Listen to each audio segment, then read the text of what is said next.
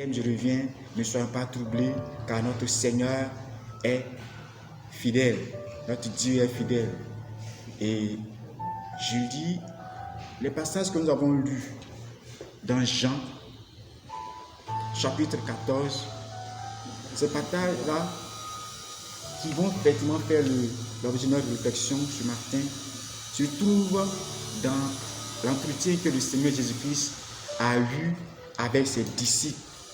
Et dans cet entretien, le Seigneur parlait de sa mort à venir.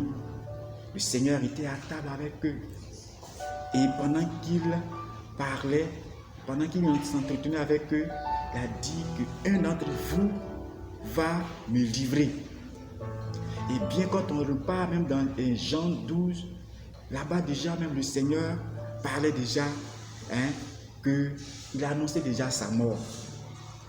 Et ces paroles-là, en les écoutant, quand les disciples les entendaient, vraiment ça les amenait à être vraiment attristés. Ça les troublait.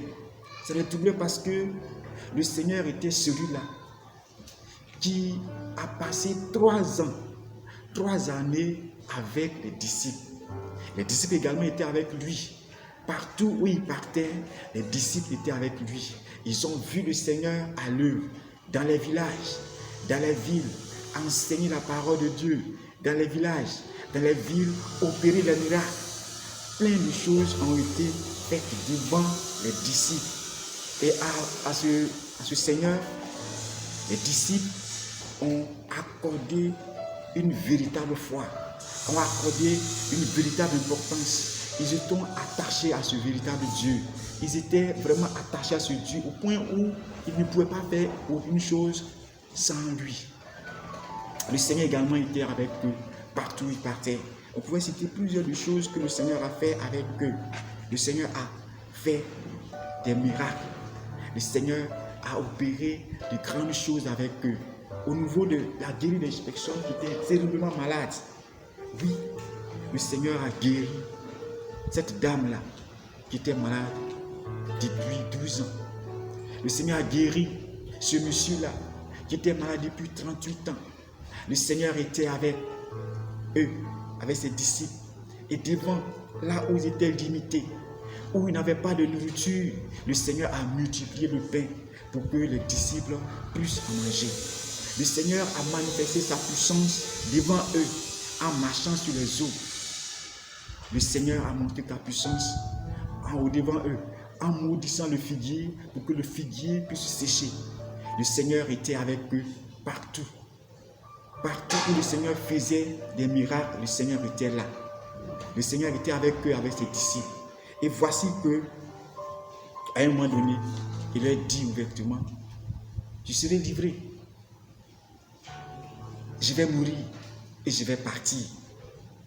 Et vous voyez, donc, ça prouve effectivement que les disciples étaient vraiment troublés pour ce monsieur qui les a choisis. Ce monsieur qui était avec eux. Partout où ils partaient, ils étaient ensemble avec eux. Mais le Seigneur me dit, je vais partir, je vais vous laisser. Ce qui fait que les disciples ici étaient vraiment troublés. Vraiment troublés. Parce que le Seigneur a fait, comme je l'ai dit, de grandes choses avec eux. La personne avec qui nous vivons, la personne à qui nous avons à manifester notre amour, et lui également a manifesté cet amour avec nous, à qui nous étions attachés, où nous étions dans des moments difficiles, le Seigneur a opéré des miracles avec nous. Parce que cette personne-là vous dit que je serai enlevé, je vais mourir. Bien-aimé, il y a de quoi à être véritablement troublé. Raison pour laquelle il a dit à ses disciples, parce que quand il a dit cela, ils étaient vraiment troublés. Et il a dit que votre cœur ne se trouble point. Il leur a dit une fois que ne soyez pas troublés. Ne vous en faites pas. Gardez votre foi. Croyez en Dieu et croyez en moi. Autrement dit, gardez votre foi. Que votre foi ne défaille point. Votre foi que vous avez mis en moi là, que cette foi-là ne défaille point. Pourquoi? Car moi, l'Éternel, je ne vous laisserai pas orphelin. Le verset 18. Je ne vous laisserai pas orphelin. Je viendrai à vous. Il a dit ailleurs, dans Matthieu 28, que je suis avec vous jusqu'à la fin des temps. Le Seigneur est fidèle. C'est vrai, la situation que les disciples traversaient en ce moment-là, ça les menait à vraiment être troublés. Parce que le Seigneur les sera enlevé. Ils seront avec qui maintenant? Parce que si les gens l'ont vu avec eux, il va les laisser comme ça partir. Où les gens étaient prêts même à lui ôter la vie. Les gens l'ont vu avec eux. Mais maintenant, ce monsieur-là va partir. Donc, ils étaient vraiment attristés. C'était vraiment attristé. Mais le Seigneur leur dit que votre cœur ne se trouble point. Croyez en Dieu et croyez en moi. Que votre foi ne défaille point. Croyez en Dieu et croyez en moi. Car je ne vous laisserai pas orphelin. Et il continue, moi, je prierai le Père. Le verset 16. Je prierai le Père et il vous donnera un autre consolateur qui demeurera éternellement avec vous. Amen. C'est vrai, il va partir. Mais il va prier le Seigneur pour qu'une autre personne vienne, et cette personne-là vienne demeurer éternellement avec nous. Cette personne-là, c'est l'esprit de vérité. L'esprit de vérité que le monde ne connaît pas. Mais les enfants de Dieu, les disciples, eux, ils connaissent cet esprit-là. Amen. Et il sera avec eux.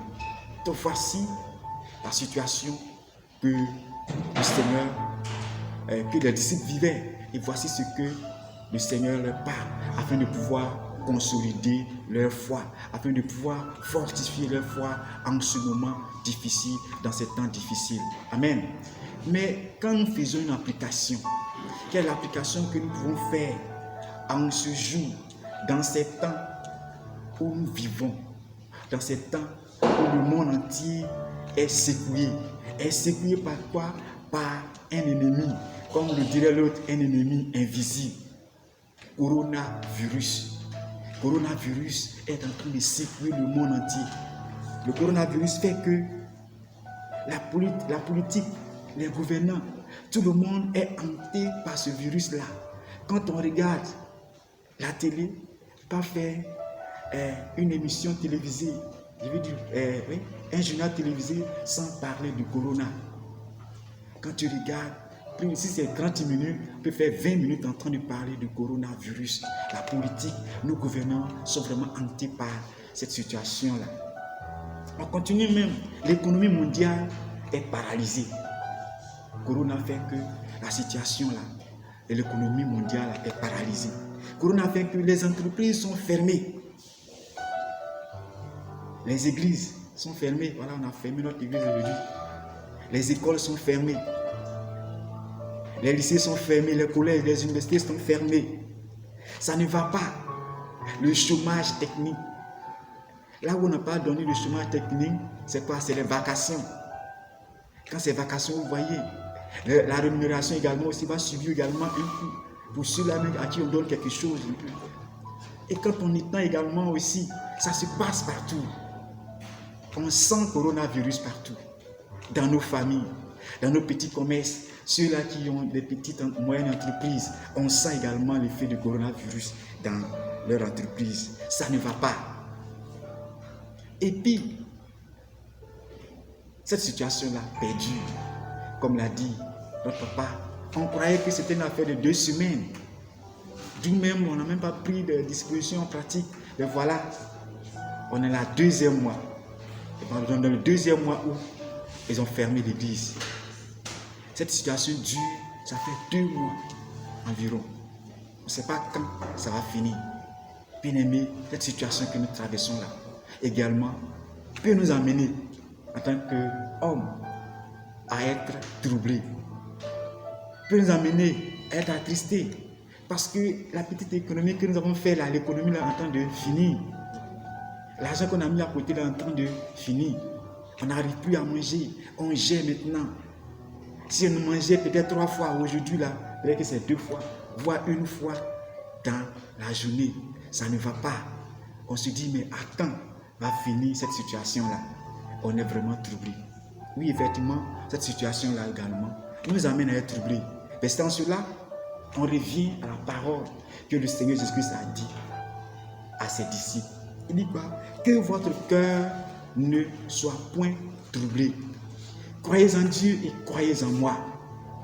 Je ne vous laisserai pas orphelin. Je viendrai à vous. Bien-aimés, que notre cœur ne se trouve pas. Que notre foi ne défaille point. Là où nous avons mis notre foi, que notre foi ne défaille point. C'est vrai, la situation que nous traversons là, ça nous amène à être découragés, ça nous amène à être abattus, ça nous amène à être véritablement troublés. Mais le Seigneur nous dit, lui qui veille sur sa parole pour l'accomplir, il nous dit que votre cœur ne se trouve point. Croyez en moi, car je ne vous laisserai pas orphelin. Il nous dit que quoi? Il va prier le Père pour qu'il envoie un autre consolateur qui va rester avec nous. Et nous croyons que l'Esprit du Seigneur est là. Le Seigneur l'a dit, il va l'accomplir. La situation que nous traversons, ce n'est pas l'occasion d'abandonner la foi. Ce n'est pas l'occasion de jeter l'éponge. C'est vrai, l'église est fermée, mais à la maison, continuons à témoigner notre foi, notre attachement à Dieu, par la prière, par la méditation de la parole de Dieu. C'est ainsi que nous allons pouvoir triompher de cette situation. Amen. Il nous dit, je ne vous laisserai pas orphelin, je viendrai à vous. C'est ce que le Seigneur fait. Et c'est ce que le Seigneur nous dit. C'est ce qui va nous amener également dans notre deuxième passage de Isaïe 49. Isaïe 49, comme je l'ai lu tout à l'heure, là même déjà il nous dit de nous réjouir. Parce que le Seigneur dit qu'il sait que cette situation-là ne va pas durer. Il nous dit quoi? Cieux, réjouissez-vous. Terre, sois dans l'allégresse. Montagne, éclate en cris de joie. Car l'Éternel console son peuple et la pitié de ses malheureux. Alléluia. Voici ce que le Seigneur nous dit. Déjà, le Seigneur voit la fin. Voit la fin de cette crise. Voit la fin de cette situation. La raison pour laquelle il nous dit quoi? Réjouissez-vous. Réjouissez-vous. Nous devons nous réjouir en tout temps. Comme l'a dit dans sa parole. Nous devons nous réjouir en toute situation. Aujourd'hui, nous sommes là. Dans cette situation-là, nous devons nous réjouir car notre Seigneur veille sa parole pour s'accomplir. Amen. Et vers la fin, on dit, le verset 14, il nous dit, si on disait, l'Éternel nous a abandonnés, le Seigneur nous a oubliés, on pouvait dire, mais le Seigneur nous a abandonnés, pourquoi le Seigneur peut permettre qu'il y ait une maladie qui va tuer plus de 1000 personnes par jour? Oui, ça dépasse 1000 personnes par jour. Plusieurs personnes meurent par jour. Plusieurs contaminés. Pourquoi le Seigneur peut faire ces choses-là? Dieu nous a abandonnés. Mais le verset 15 nous rassure. Le verset 15 nous rassure. Il nous dit ceci. Une femme oublie-t-elle l'enfant qu'elle allait? N'a-t-elle pas pitié du fruit de ses entrailles? Car l'Éternel, quand elle l'oublierait, moi je t'oublierai point. Amen. Donc voici ce que l'Éternel nous dit. On peut croire que dans cette situation que nous traversons, Dieu nous a abandonnés. On peut croire que la situation que nous traversons, Dieu nous a oubliés. Dieu nous dit, est-ce qu'une femme peut abandonner son enfant? Est-ce qu'une femme peut oublier son enfant? Je ne crois pas, les mamans sont là. Une femme ne peut pas oublier son enfant, ne peut pas abandonner son enfant pour ne rien au monde. La femme est capable de ne pas manger, mais faire manger son enfant. Mais il nous dit, si une femme peut abandonner, s'il arriverait qu'une femme abandonnerait son enfant, mais lui, l'Éternel des armées, il ne nous abandonnera jamais. Il ne nous abandonnera jamais. Aujourd'hui, on peut croire que Dieu nous a abandonnés, mais bien aimé, le Seigneur ne nous abandonnera pas. On n'a pas de quoi manger, mais le Seigneur subviendra à nos besoins. Le Seigneur nous donnera le pouvoir subvenir à nos besoins pendant le temps que va durer le coronavirus. Que nous croyons que ça ne va pas durer. Amen. Le Seigneur est fidèle. Le Seigneur est fidèle. Il ne nous abandonne pas. C'est pourquoi, bien aimé, nous avons pu prendre ces passages-là pour fortifier notre foi en ce temps que nous courons. Comme je l'ai dit, ça ne va pas. Mais bien aimé, soyons toujours attachés à notre Seigneur. Soyons toujours attachés à notre Seigneur, car notre Dieu est fidèle. Notre Dieu ne nous abandonne pas. Notre Dieu est celui-là qui veille sa parole, comme je l'ai dit, pour l'accomplir. Il nous dit que je ne vous laisserai pas orphelins. Mais Dieu ne nous laissera pas orphelins. Il est là tout le temps pour nous soutenir, pour nous fortifier. À nous, ce que nous devons faire, comme il a dit, oui, croyons toujours en Dieu et croyons toujours au Seigneur Jésus-Christ, que notre foi ne défaille point. Amen. Voici en quelque sorte cette petite exhortation que je voudrais partager avec vous en ce matin. On va prier le Seigneur par rapport à ces passages. On va d'abord dire merci à Dieu. Dire merci à Dieu parce que malgré que le temps là est bizarre, le temps est compliqué, nous arrivons à suivre. Amen. Dis merci à Dieu parce que malgré qu'il y a 1000 morts par jour, voire 2000 morts par jour, mais nous, Dieu nous fait la grâce. Dieu nous fait la grâce d'être en vie. Alléluia. On va vraiment dire merci à Dieu pour tout ce que Dieu fait pour nous depuis que cette crise a commencé jusqu'à aujourd'hui. Priez cette fois-ci pour que dans ces temps-là, que Dieu lui-même fortifie notre foi. Il nous donne de ne pas être affaiblis. Il nous donne de pouvoir toujours garder notre foi en lui. Il nous donne de pouvoir continuer à méditer la parole de Dieu. Il nous donne de pouvoir continuer à prier pour que notre foi puisse grandir dans ces temps-là. Cette fois-ci, priez que le Seigneur subvienne à nos besoins. Dans ces temps qui courent, que le Seigneur lui-même nous garde, qu'il nous protège, il nous donne de quoi à subvenir à nos besoins au nom de Jésus-Christ. Et que tout ce que nous avons besoin pour notre vie, qu'il nous accorde cela. Là où ça ne va pas dans les familles, que Dieu même apporte un soutien favorable au nom de Jésus-Christ. Prions le Seigneur bien-aimé pour ce sujet au nom de Jésus-Christ. Au nom de Jésus-Christ. Amen. Bien-aimé, on va nous souvenir encore des nations qui sont encore touchées. En ce moment, c'est les États-Unis qui sont durement frappés par cette pandémie. On va prier le Seigneur pour soutenir les États-Unis d'Amérique. Priez également le Seigneur pour les autres nations. Que Dieu permette que là encore il y a la maladie, il y a des contaminations. Que Dieu permette que cette contamination s'arrête au nom de Jésus-Christ. Priez encore que là où il y a encore des malades, que Dieu parcourt là où il y a les malades pour apporter une guérison spéciale dans la vie des frères, dans la vie des sœurs qui sont touchés au nom de Jésus-Christ. Prions le Seigneur pour ce sujet. Priez pour la Côte d'Ivoire. Actuellement, la Côte d'Ivoire est dépassée là-bas de 1000 cas. Mais il y a des guérisons. C'est la bonne note. On va prier que le Seigneur lui-même intervienne pour permettre que cette maladie-là soit ôtée, boutée hors la nation ivoirienne au nom de Jésus-Christ. Priez également pour tous ceux qui sont contaminés, que Dieu apporte une guérison comme il le dit au nom de Jésus-Christ. Priez également que cette situation-là ne puisse pas emporter la foi de tous les chrétiens du monde et en particulier les chrétiens, la parole de Koumassi, la communauté de Koumassi 05. Qu'au sortir de cette crise, que les chrétiens soient toujours éveillés, que les chrétiens soient toujours attachés au Seigneur.